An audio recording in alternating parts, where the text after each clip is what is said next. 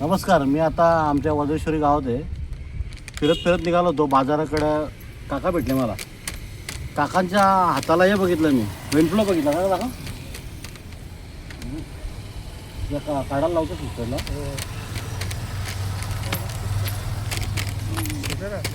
या बघ, वेंटलो बघितला. काकांची चौकशी केली. डोळे दिसत नाही ना असे. काकांची चौकशी केली तर काका आजारी होते. मग सरकारी दवाखान्यात गेले. त्यांना तिथून भिवंडी नेला. भिवंडीहून आपली वरात काढतो तशी सगळ्यांप्रमाणे काकाची वरात सिव्हिलला काढली. मग सिव्हिलला ट्रीटमेंट केली तिथं ना? नाही, सिव्हिलवरून मग तिकडं पुढं?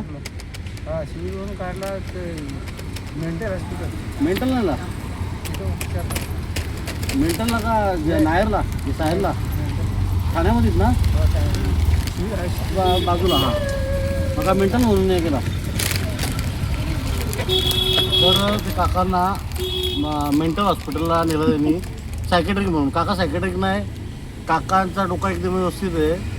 काका त्यांचं नाव सांगतात. काका आमच्या जवळच्या गावचे म्हणजे कोशिंबा, तर त्या गावचे काका आहेत. काकांना 4 मुलं आहेत. 4ही मुलं घर लॉक करून कामाला जिकडे तिकडे गेलेत. आणि काका तिथं काय करणार, सांभाळत एकही मुलगा नाही. मग आपली वज्रेश्वरची गणेशपुरीची भूमी अशी आहे, ही देवभूमी आपण मानली जाते. नित्यानंद बाबांची भूमी, वज्रेश्वरी भूमी.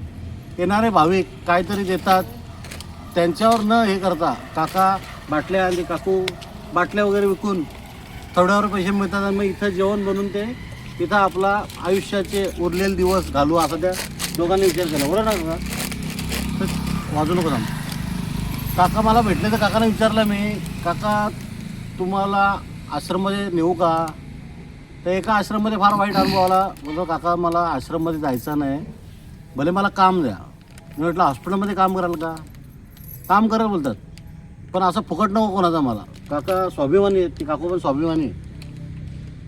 मी त्यांना काय सांगितलं, तुम्हाला एका भिवंडीचा माझं हॉस्पिटल आहे मित्राचं, ते तुमची राहायची व्यवस्था करतो, तुमच्या खाण्यापिण्याची व्यवस्था करतो, तुम्हाला औषध उपचाराची व्यवस्था करतो, इव्हन तुम्हाला पगार पण द्यायला सांगतो.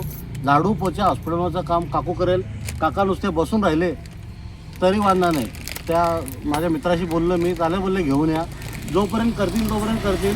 नंतर त्यांना वाटलं, मी त्यांना हे पण सांगितलं आहे, तुम्ही पहिल्यांदा तुम्हाला नेऊन हॉस्पिटल दाखवतो, तुम्हाला वाटलं इथे नाही जमणार ना आपल्याला, तर परत त्यांना इथं वज्रेश्वरीला आणून सोडेन मी.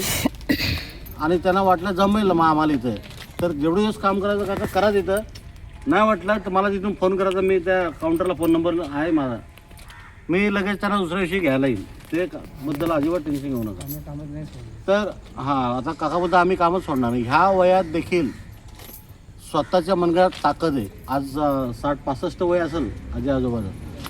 म्हणजे कोणावर विसंबून न राहता स्वतःचं उरलेलं जीवन स्वतः कमवून खायची ताकद ही काकामध्ये दिसली. त्यांना काय आपण एवढं काम लावणार नाही, त्यांना करेल तेवढं करू द्या काम. झाडू मारायचं मारू द्या, बसून राहतील. पण एक स्वाभिमान आहे, आम्ही आमच्या पैशाने कमावतो, कोणाचं फुकट खात नाही, हा त्यांच्याकडे स्वाभिमान आहे. त्यामुळे उद्या मी त्यांना पहिल्यांदा घेऊन जाणार आहे आणि दाखवून आणणार आहे. अशी असंख्य लोक ह्या परिसरात येतात. मी त्यांना आपले मुलं, स्वतःची मुलं किंवा सुना, आपल्या वयोवृद्ध सासू सासऱ्यांना किंवा मुलं आपल्या आईवडिलांना ह्या परिसरात रात्री सोडून देतात. जर असं कोण असलं तर मला सांगत जा. माझा नंबर देतो तुम्हाला मी, 9096321003. मला फोन केला तरी हरकत नाही. आम्ही त्यांना आयुष्यभर सांभाळायची जबाबदारी घेत असतो. निवृत्त भारतीय जवान किसन मल्हारी लोखंडे रस्त्यावर फिरणाऱ्या अनाथांचा पोशिंदा हे त्यांची जबाबदारी घेत असतात आणि त्या आश्रममध्ये ठेवत असतो. जर कोणाला काम करायची इच्छा असेल त्यांना मी स्वतः काम देखील देत असतो. सकाळी उठल्यानंतर माझ्या डोक्यात एकच प्रश्न असतो, सकाळी उठल्यापासून आपण कोणाला तरी मदत केली पाहिजे. आणि असं कोण दिसलं मला तर मी त्याला लगेच चौकशी करून, मी त्या माणसाची चौकशी करून त्याला काहीतरी जगताना आपली मदत होईल ह्याच उद्देशाने मी त्यांची विचारपूस करत असतो. आणि आता काकांना मी उद्या नेऊन सगळं दाखवून जाऊ आपण.